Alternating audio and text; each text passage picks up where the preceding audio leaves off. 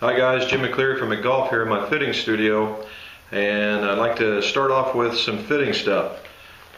Golf Digest, 17 more yards when you go through a fitting. Golf Tips equipment, everybody's doing better after a fitting. You can pick up any magazine nowadays and it talks about how good of a fitting they went through and how good they're performing afterwards. We've been saying this since 1999. It's just now catching in the mainstream, so I want to give you some advice when you go to a fitting. Number one, the fitting is about a four-step process. All right, it's an interview process, an evaluation process, the testing process, and then the recommendation phase. The interview process is just exactly what it is. The fitter should sit down with you, discuss some of your goals, your likes, your dislikes, some of the places that you play or like to play, some of your limitations, either physically, okay, or medically. And just tell them what it is that you like, what you prefer. In most cases, you're probably filling out a form in order for them to keep a hard copy so they can refer to it later. What this does allows the fitter to kind of get a mental note of what it is that you're looking for so they can further make better recommendations for you.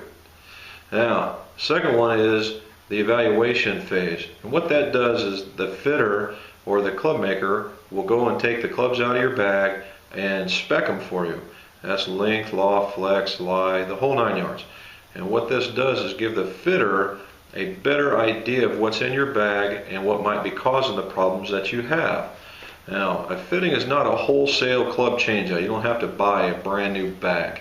Could be that the head style is perfect for you, but the shaft is just completely wrong. Well, there's 100 different shafts out there that fitter should know about and probably could recommend a better shaft for you, and then you're walking out the door with just a shaft change instead of a wholesale driver change out. Same thing goes for the irons, wedges, and putters. All right, and so those two items together, the interview process and the evaluation, gives the fitter a really good idea of where the starting point is to get you better equipment in your bag for lower scores. Now, the testing phase, this is where the rubber meets the road. In just about every case, you're going to need a launch monitor. Another case, you probably want to have some video. And what that does for the fitter is it gives the fitter an idea of how you load the club. All the particulars that launch monitors give, swing speed, launch angle, spin rates, whether it's going left or right off a target, club face angle, a lot of different things that each and every launch monitor does a little differently as well. The video is kind of an instructional / fitting concept. It's a visual reminder for you and another way to slow down a swing so the fitter can take a look at what it is that you're doing, and that helps them pick out better equipment. Now in this phase, you're going to hit a lot of golf balls, and what this does for the fitter, it shows the fitter, for you, it shows the fitter that what types of equipment that you hit better, what directions go better, what kind of set makeup you would need. All these things will gel into a recommendation. We here at McGolf break up the fitting into 4 different phases. We have a driver fitting, we have an iron fitting, we now have a wedge fitting, and we have a putter fitting. And we gel that up into one big total fitting if a person wants to do this 4-hour process. And when they're all said and done, they know what shafts will work for them, what heads will work for them, what grips they'll like, what the set makeup is, and even what the golf ball would be. Now, if you come in there and walk into a fitting and you walk into a person that's got one bag and it just says one company on the side, it's time to walk away. All right. There's not saying that that guy is wrong or that company is bad. It's just that that's a limitation that you shouldn't have to deal with.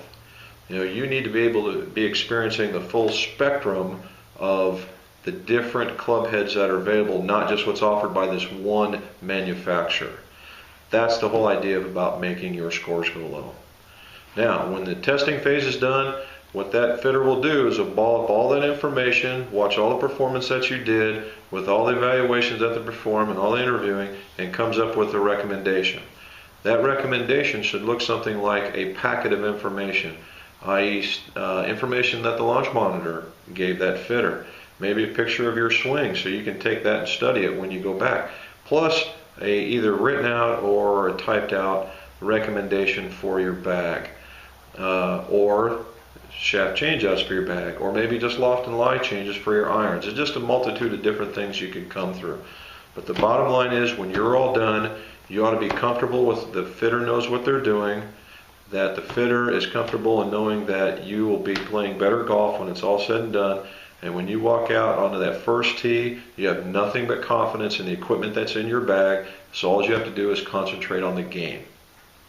Now, if you're looking for a fitter that's outside of Ohio, give me a call. Send me an email, clubmaker@mcgolf.net. If you need some help with equipment selection, do the same thing. Drop me an email. I'll be more than happy to help. And remember, this is a two-way street. You got to communicate with the fitter's got to communicate with you in order to ensure that you're telling him everything that he needs to know, and he should be telling you the reasons why he's selecting the equipment that he's selecting. It's all said and done, it's better golf for you, scores go lower, everybody enjoys it, and it's a good deal for everybody.